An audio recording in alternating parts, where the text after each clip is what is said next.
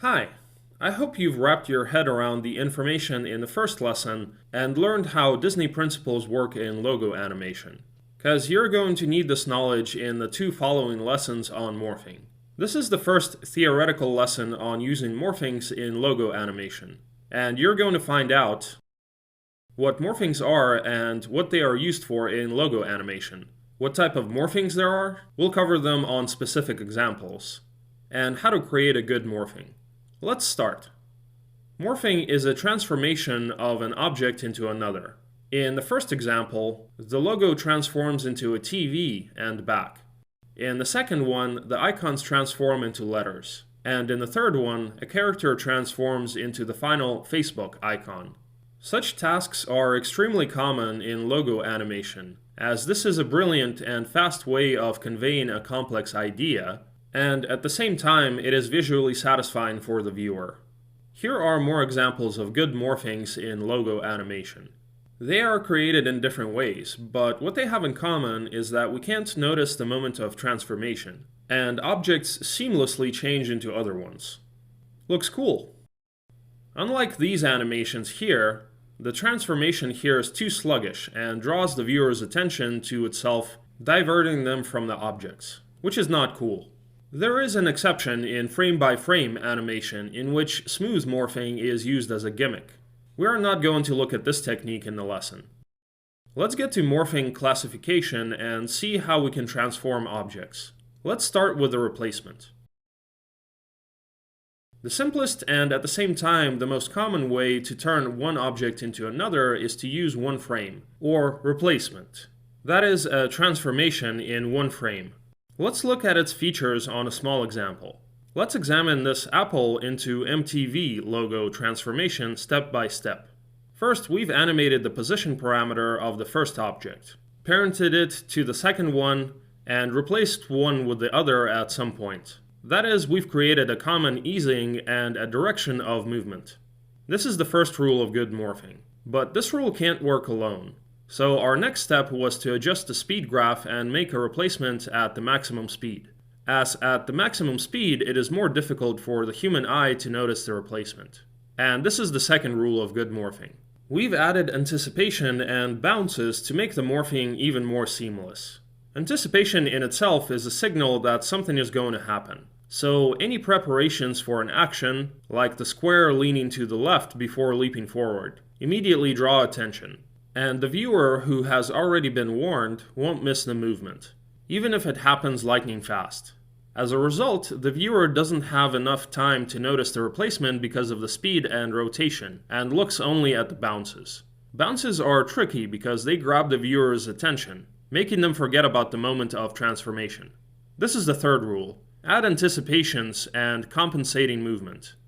We've also added distracting elements, and we've got this remarkable outcome.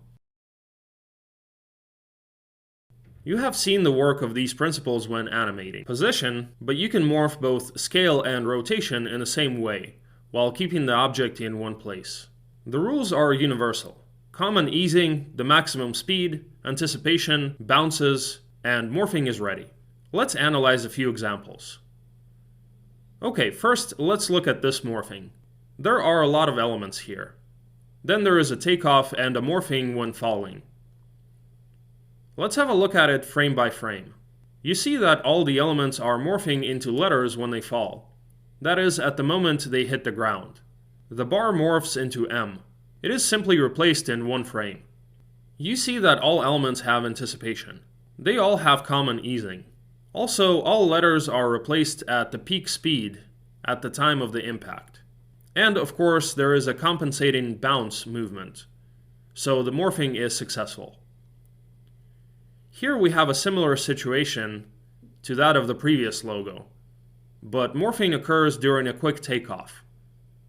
But at the same time, there is anticipation and bounces, and everything looks pretty dynamic. Again, there is anticipation, then a quick takeoff, and here you see, boom, replacements take place at the peak. The fastest speed is here, and then there's a smooth fade out, and so with all of the letters. Let's take a look at a more complex example, the animation of the Nexus logo. Here, the morphing occurs at the moment of an impact as well, but it has two different features. The first is that the shape and mass of the objects at the moment of morphing are as similar as possible, which makes morphing as unnoticeable as possible. This is usually done recursively. Take the final position of the logo, then go to the moment of morphing and adjust its shape as needed. And the second point is that not a single element disappears, just like that, but is replaced by a similar geometry and then animated further. This adds detail to the morphing, and overall it looks very cool. The same case in this example. The small details of the logo are maximally adapted to the shape of the character at the moment of the fall. Boom! Looks cool. Let's move on to the next type of morphing, changing the shape of an object. In many cases, the replacement alone will do. But if you need to smoothly replace one object with another, as here, you need to animate the change in the shape of the object from one to another. Usually, we are talking about animating the path property or the size property. Here's a couple of great examples. All principles of good morphing have been applied, and the morphings look perfect and seamless. Let's slow down the first example and have a closer look at it. You can see that all proportions have been preserved, and the morphing looks neat.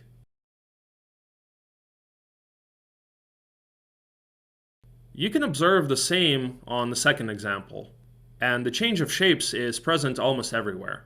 This is a very good example.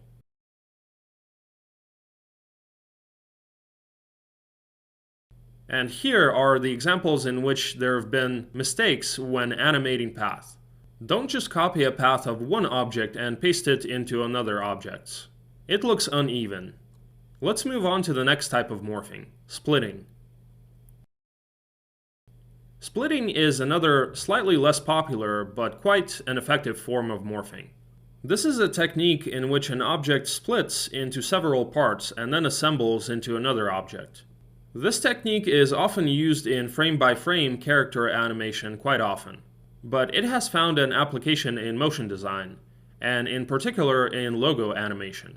Let's take a look at the features of splitting on the example of this logo and at what you need to pay attention to. Great morphing of Google. 4 points are morphing into the letter G and into the microphone. Let's look at some points separately in slow motion. The first thing I want to note is that the path and sequence depend on the design of the final element. The determining factor here is the color: red, yellow, green, and blue at the end. Note, the elements do not move at the same time, do not intersect, and do not turn into a mess, but rather follow each other and twist into one spiral, while always maintaining order. Also, note that the number of parts of the final element and the number of points are equal, which is also a great bonus. In the following example, you can also see how the bag splits into 3 ribbons, which twist into the final logo. We will recreate this animation in a practical lesson. Let's move on to the fourth type of morphing, overlapping. The overlapping method works like this. While one object is disappearing, the following one is revealed. Overlapping can be in the form of rotations in a 3-dimensional plane, changing the shape of the contour with a scale or position, or there are one or more elements that overlap the object.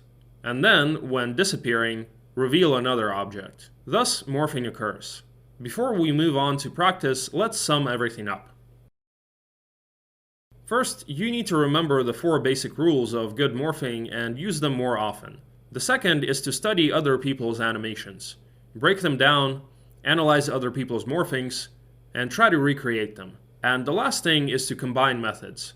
Make your animation look lively and more interesting. See you in the practical lesson.